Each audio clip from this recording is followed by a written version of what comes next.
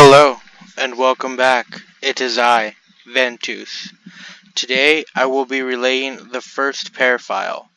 PEAR file 001 falls into the category of entities. These peculiar entities are known as gnomes. If that sounds funny to you, then consider yourself lucky. By the end of this narrative, I will hope that you have a greater understanding of their danger. Aside from the general description and threat level, I will make you privy to one of the great wars of my planet's history. This peculiar war was started by gnomes. Gnomes are one of the pairs that predate the recorded history of my planet. For you see, as long as humans have weaved tales, gnomes have always been amongst their caste. As far as my people were able to discern, gnomes have existed for thousands of years before even the Neanderthals walked the earth. In fact, they have recorded our own descent from the trees in their own stories and songs. The average male gnome can grow from 6 to 8 inches in height, while females can grow from 5 to 7 inches. The average gnome is 5 to 10 times stronger than the average human and can run upwards of 30 miles per hour. Gnomes are all born with the innate ability to use some kind of magic, but through training, gnomes can easily alter the weather, enchant items, and any number of other things only limited by their imagination. Also, it should be noted that gnomes have a strong alliance with nature, i.e., fauna and flora. Gnomes are also habitual smokers of tobacco. Moreover, it can be said that we learn to smoke by watching them. They live in rather large colonies, typically in forest areas, but some have been found in swamps and canyons. Their homesteads come in one of two primary ways, the first being carved out of the surrounding area, while the second method is building small houses and buildings from the ground up, using magic or physical labor. All gnome villages are led by the oldest living member. However, they do have some form of centralized leadership, which rules over the governing bodies and directly controls their entire military force. To date, the location and size of the centralized leadership remains unknown. Three subsections of gnomes exist in their society. The first are paupers, the second roughnecks, and the third elders. Paupers are your run-of-the-mill gnome. In fact, they look a lot like the garden gnomes people decorate their lawns with. These creatures for the most part simply wanted to live in peace. Roughnecks. These gnomes are strong, to say the least. As an infant, a child is gauged for strength and magical ability. If they show any kind of proficiency, the child is taken and trained for a life of soldiering and sorcery. It should be stated that having your child taken in this manner is a great honor in the gnome societies. And finally, elders. These are by far the most dangerous subsections of gnomes, and the largest. As gnomes can live up to 2,000 years, any gnome older than 1,500 years falls into this category. These gnomes are the most skilled at using magic and will use it with no recourse. When gnomes were first added to the PEAR files, we gave them a threat level of Lepus. However, after the Great War and the near extinction of humanity, their threat level was raised to Bestia. My Earth has been turned into a battlefield many, many times. It has known many great wars and bears the scars on its surface to boast of them. But the war I wish to speak of today was the Gnomon War, a war that has come to be known as Rosenmer's War, after Bengal Rosenmer, the gnome who took credit for declaring the war. Rosenmer declared war on us during the Third Dynasty's 6th century, or the year 3600. There were three major events that led up to the war. The first was the rapid growth of trees and forests in areas where there should have been none, and the overgrowth of all pre-existing flora. This began around the year 3500.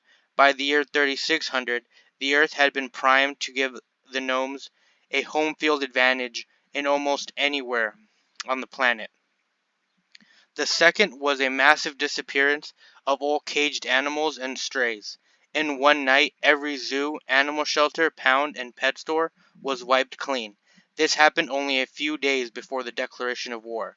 The third event, this was something I would have liked to experience just for a moment. It was called the Night of Chants and Hammers. On this night, every single person on the planet heard the sound of three women chanting to the melody of two hammers clanking together. 1 hour after the chanting was heard, the first attacks began. The first places attacked were small rural areas on the outskirts of major cities across the globe. They focused the brunt of their invasion on mostly second and third world regions, but many first world nations were attacked as well. The gnomes very carefully crafted their attacks and thoroughly prepared their resources.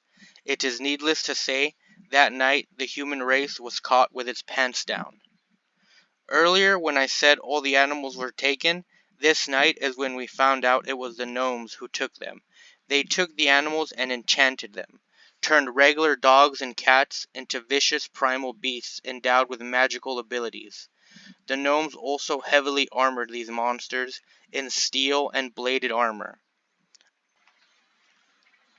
The Rosenmere War was not short or easy by any means. It spanned 28 years, cost 75% of the human population, and created an almost infinite number of environmental issues and phenomena. As giving an account of every important moment in the Rosenmere War would be far too time-consuming, I will give a brief summary of the war. After the first attack, the gnomes continued to wage a relentless war. The following days, most cities that were not hit by a frontal attack had their weather conditions altered to an apocalyptic degree. This, in turn, managed to cripple the power grid of many metropolitan areas. After this, the gnomes poisoned our water supplies. This was followed by more attacks, which utilized larger animals this time. They enchanted things like lions, bears, horses, rhinos, sharks, and whales. The records of the war state the second wave of these enchanted creatures were machinations of destruction. One of our largest coastal cities, Dos Cruces, was wiped out in one night. The beasts charged from the forest. By morning, the city was rubble. We later found out that the forests were all magically connected, allowing for travel to any part of the world. This trend of nightly attacks on random cities continued for a year, after which they began to harness weather as their weapon again. In less than 2 years, every citizen on the planet had felt the sting of war.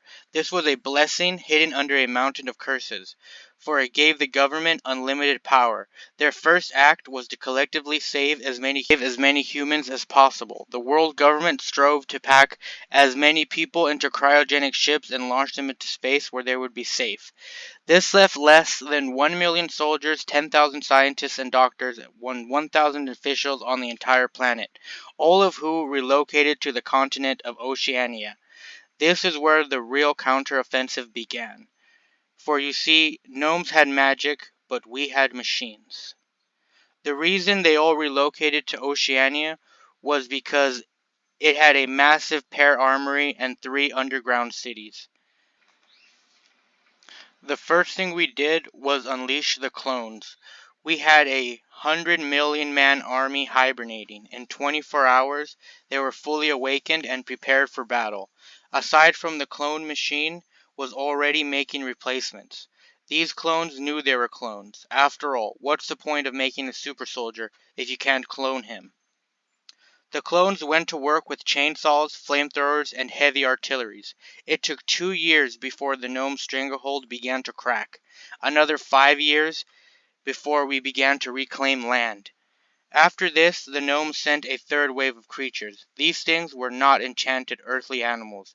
They came from another plane. They appeared to be wyverns. These dragons rained down destructions on an almost nuclear scale. The war reached a stalemate for 8 years.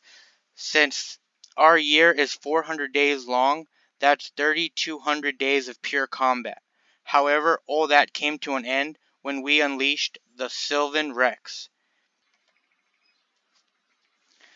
It was a massive machine. It moved on 2 tank treads that left trenches in the ground. Its body was modeled after a bull. As it moved, it devoured forests beneath it.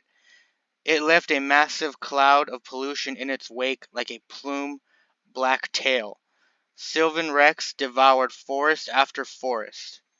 and when he was too slow, we had a special herbicide that reacted to air. As soon as we would drop it, the powder would turn to liquid. This liquid would soak into the ground and not just kill the trees, but also kill any nutrients, making the soil impossible to grow in. This strategy had many unwanted results. However, after another 7 years of planet-destroying combat, we finally began to take back the planet. The last 6 years of the Gnome War boiled down to trying to eliminate every single gnome. Even though that was unsuccessful, we were certain that we reduced their number by 95 to 98%.